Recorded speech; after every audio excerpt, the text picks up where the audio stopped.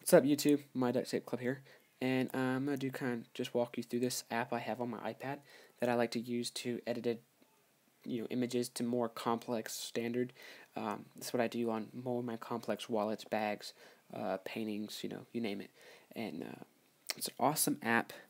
It's called Photo Forge 2. It's $2.99 on the App Store, and it's an awesome app for kind of photoshopping. So what we're gonna do here is we're gonna go in here and find our photos, and I already had some selected out, and I'm going to select, I believe it was this Mario down here. Yeah, this one right here. Because it has just kind of nice solid colors, um, easy to do out of duct tape type thing. And then this one I just selected as the background for the same reason. And I selected those because it has no shading really, they're just kind of the solid colors.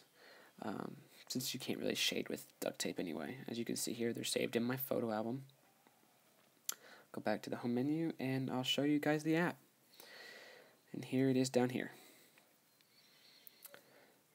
What we're going to do here is we're going to go in here and hit the little plus button up here, and we're going to create a new project from my camera roll from the image of the background. And there it is. We'll tap on it and we'll just zoom in and see I can zoom. There's a lot of other icons on the bottom that you can use to edit the image, but what mainly we're going to do is we're going to select the layers one. We're going to add a new layer. Select the image, camera roll, and the image we're going to put in the front. Now we have a problem with the size issue.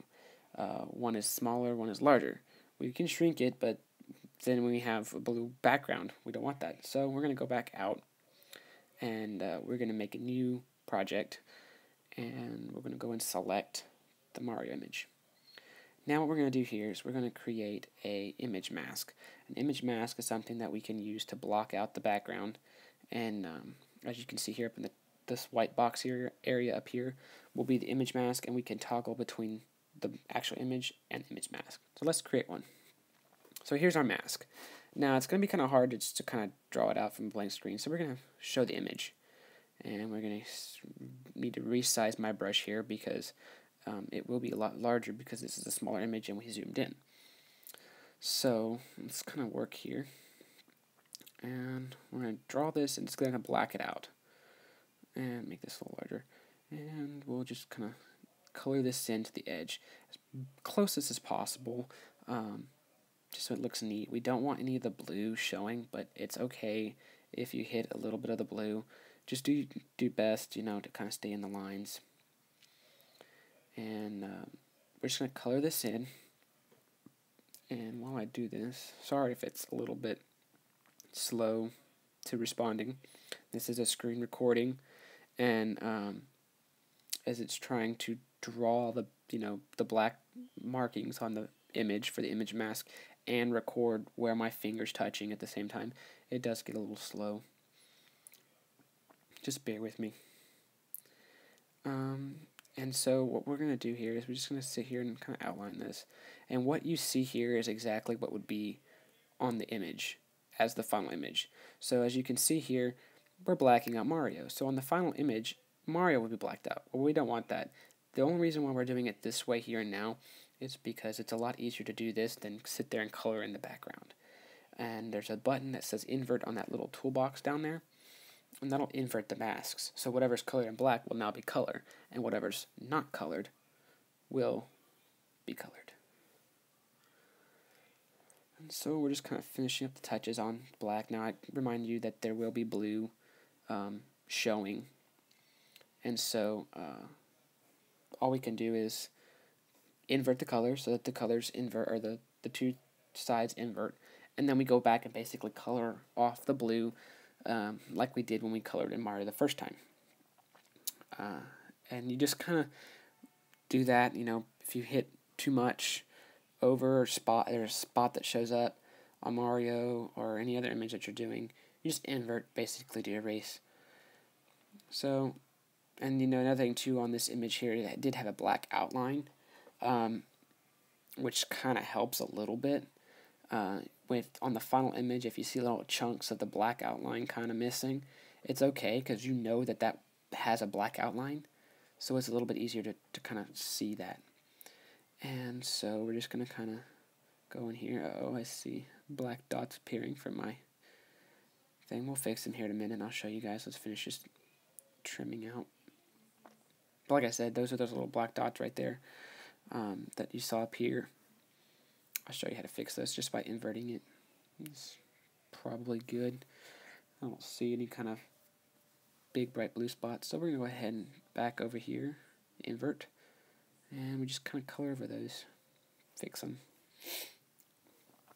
Now, I always kind of flash it back and forth, sometimes real quickly, just to kind of see if I got it all. And so this will be our final image, and we can go up here and hit the check mark. Let's just close this real quick. Look at it one more time. Check. There's our final image. Now, what we're going to do is we're going to go up here and we're going to make this a flat image. There it is. It's our final image. So now what we can do is we're going to go here at this cloud, hit this little orange icon, we'll name it Mario. This is saving to a documents folder on the app, PNG file, and we can go back up here. And we'll go back to our original background. Now what we can do is when we zoom in here, we can go in here and hit the new layer again, only this time we're going to go to documents folder instead of camera roll. Right there, and well, I already had one in here, but it was smaller, I didn't like it. So I like this new larger one because of the pixels. So what we can do is just use 2 fingers, pinch it, rotate it, you can move it how you want, but make sure it's in that little box. I like Mario I picture him kind of going the other way. So we even have buttons to flip it vertically or horizontally, as I just displayed. The only thing that's a little weird is when you flip it, the controls flip.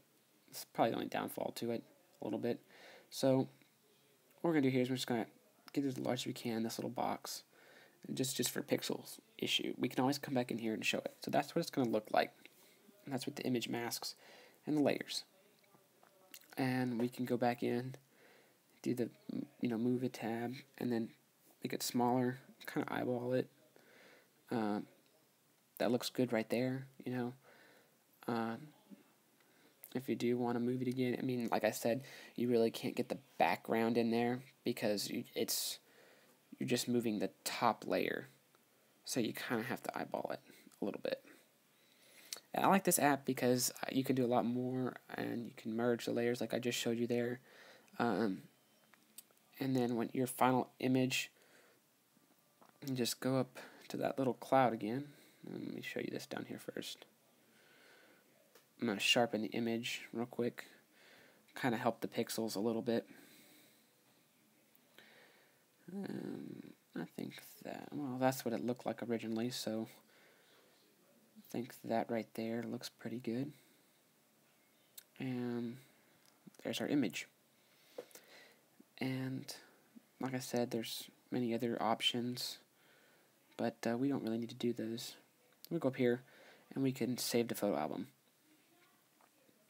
And there, now it's in our photo albums, and you can email it to print it out. I have my iPad set up so I can print out stuff.